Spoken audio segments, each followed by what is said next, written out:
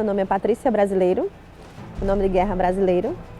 Eu venho de família com pai militar, minha mãe era doméstica. Hoje só meu pai está ainda comigo, minha mãe já faleceu, e mãe de 2 filhas, uma de 16 anos e outra de 7 anos. A minha história sobre a paixão sobre a segurança pública veio do meu pai, porque ele é da segurança pública. Estudei muito tempo em colégio militar, também que muitos amigos meus também eram da segurança pública, então essa paixão veio desde cedo. A mulher, quando ela começa a desempenhar papéis que antigamente eram feitos só por homens, então a sociedade ainda veio assim meio assustada. Mas eu consigo lidar super bem com isso. E assim, a gente tem ocorrências geralmente na rua, mas o meu papel hoje é estar à frente da VTR. A Guarda Metropolitana atua praticamente em toda a cidade, de uma forma estratégica, planejada, através de um serviço de inteligência e fomentado por diversas informações que recebemos dos inspetores, dos guardas municipais. A gente destina o efetivo para os lugares onde tem mais necessidade. Especificamente nos logradouros públicos municipais, estamos ali inseridos e a população ela pode contatar a Guarda Municipal através desses agentes nos locais ou através do 153.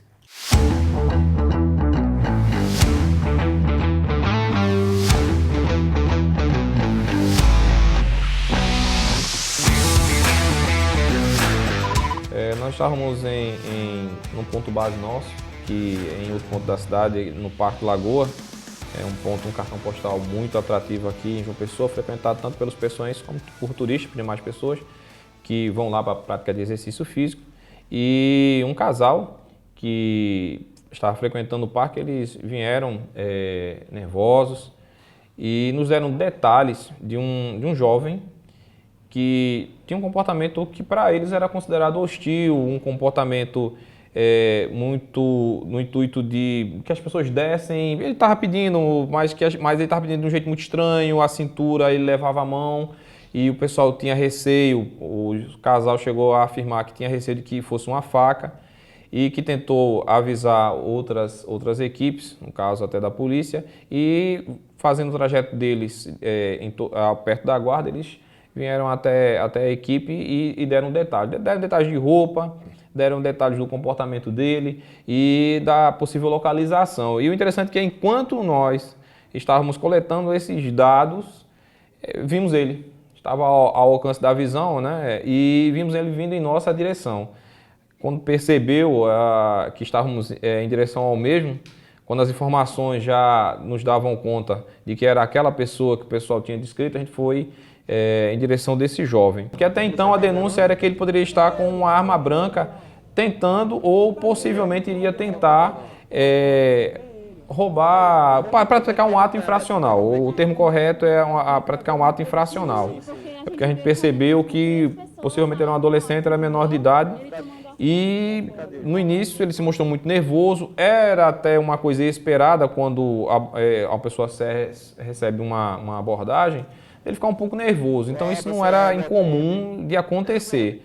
Mas, enquanto conversávamos, percebemos que ele levava a mão à cintura e tentou lançar algo ao solo, tentou lançar algo no gramado. Aí não sabíamos o que era, se era droga, se era a arma ou algo parecido. E ele tentou empreender fuga. Apesar de tentar abordarmos ele de uma maneira amistosa, infelizmente ele tentou empreender fuga e com receio de que o que foi feito de denúncia dele se concretizasse, que ele estivesse com arma branca, estivesse numa situação de perigo para ele e para os demais, a gente precisou utilizar dos meios necessários para contê-lo.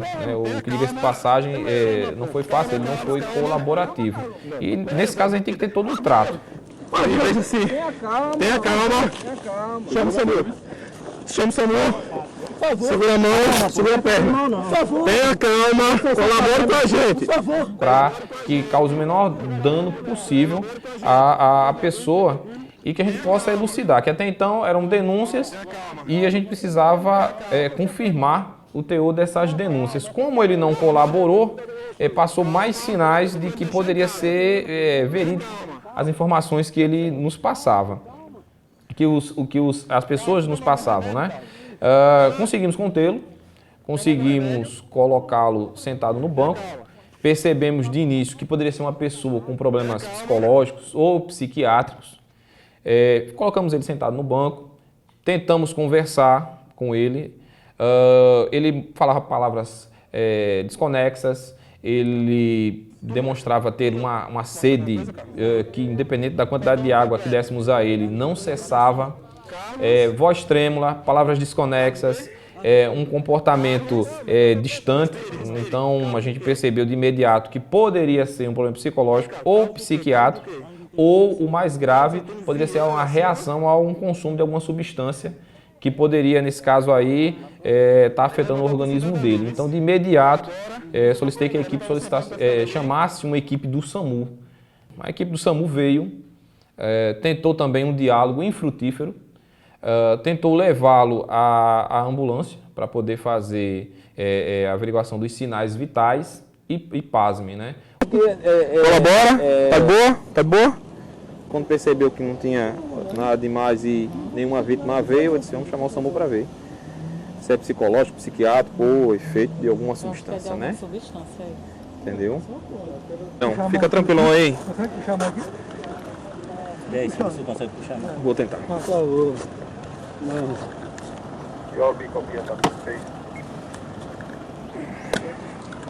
A enfermagem vai te ajudar. Rapidez ajuda, botar ele na VT dentro. Tá bom. A gente vai ficar aqui próximo, caso precise, sinaliza, viu?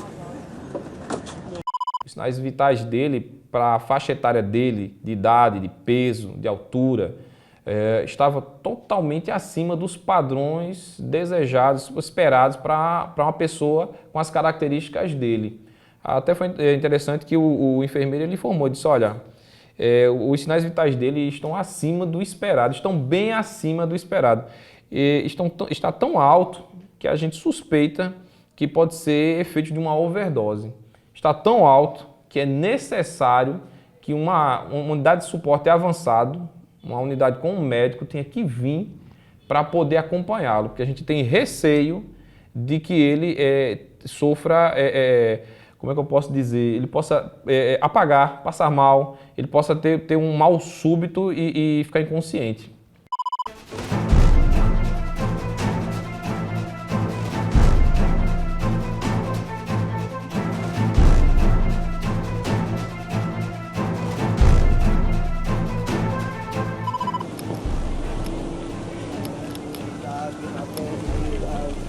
Bom dia.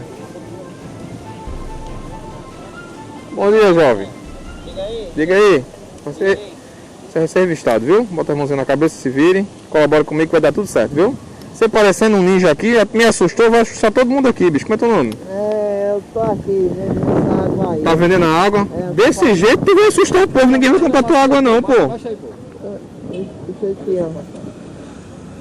Desse jeito... Tudo de novo, né, bicho? Eu tô com minha mãe. Desse jeito, tá de moto, hein? Não, meu irmão, não faz isso não, pelo amor de Deus. Olha, não é proibido, não é, mas desse jeito aqui tu vai assustar todo mundo, pô. Tá certo. Entendeu? É porque eu sou ameaçado, sabe por quê? Sim. Porque mexeram comigo antigamente. Tá, baixa os braços, baixa os braços. Também mexeram comigo Tá antigamente. conhecido do mesmo jeito, nessa porra na cara, tira isso. Oxê, pelo não faço mais não, pô. A gente sabe abordar porque, olha, você ficou com a cara de suspeito, meu irmão. Ai, não tinha condições não. É a tua água ali, é? Pô, vem dizer, pelo amor de Deus, bichinho que vai comprar água de tudo assustando o povo desse jeito, pô. Foi tu no 11, pô, não acredito. Então. Oi. Foi mesmo Eduardo, não foi? Como é teu nome? Não, Como é teu nome? não. Ezequiel Pontes Gonçalves. Ponto. Não falando não. Eu sempre rodei aqui. Faz 10 anos que eu tô aqui dentro. Nunca saí daqui. A pessoa vem, a vida, Deus dá a vida do ser humano para tentar fazer o correto. Tem muita gente que acha que a pessoa tá Não, pô, que tu desse jeito tá... Tu tá com a... Tá parecendo um ninja, pô.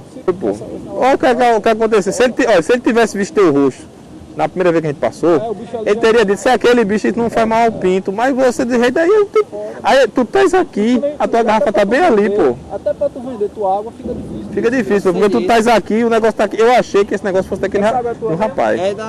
É minha, tô com minha mãe aqui esperando. É tua mesmo? Eu tô com minha mãe. Tô esperando, pode ver aí. Tá bom. Abre lá pra gente ver. Tô com minha mãe, aí. Tem troco pra cima aí? Tem não. Tem não. Faço não, Beleza. Faço não, pelo amor de Deus. Olha, bom trabalho aí pra tu, bicho. E os sinais pra gente já foi de uma pessoa que a gente tá vendo que não é. Já sabe, né, também, né?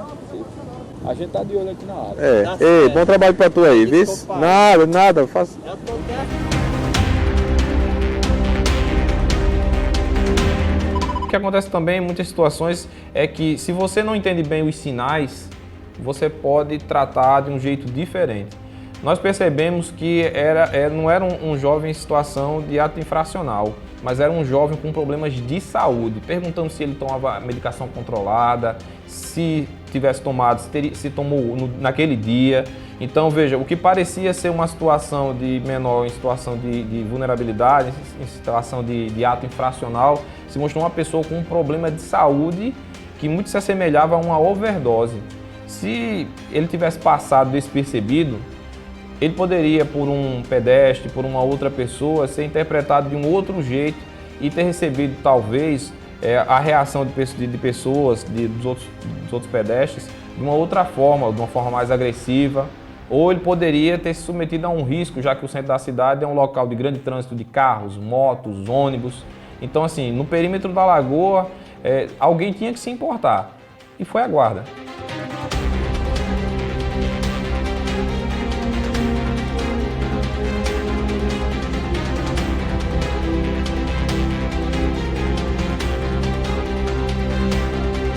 Essa nova modalidade da guarda de 24 horas, a gente se preocupou muito, porque quando a gente coloca uma instrução 24 horas, a gente vai para todo esse know-how dentro do município. Perceba, com a demanda voltada para uma pessoa, um cidadão que estaria em algum transe ou surto psicótico, é uma demanda mais da questão de saúde, mas a força de segurança, como ela é o primeiro contato da sociedade, ela tem que se capacitar para isso. Então a gente, ao colocar nosso policiamento de 24 horas, a gente continua realizando várias capacitações e, como vocês vão ver, realmente foi bem instruída a nossa equipe, soube lidar com a situação e nós estamos prontos para servir, em conjunto com a parceria com a Secretaria de Saúde, com a de Infraestrutura, com a de Limpeza. A Guarda Municipal ela é uma extensão de cada secretaria do município e nós temos que saber como lidar com cada situação até que ela chegue realmente à resolução. E para isso nós iremos mediar todo esse conflito, toda essa situação através do nosso serviço da Guarda Civil Municipal.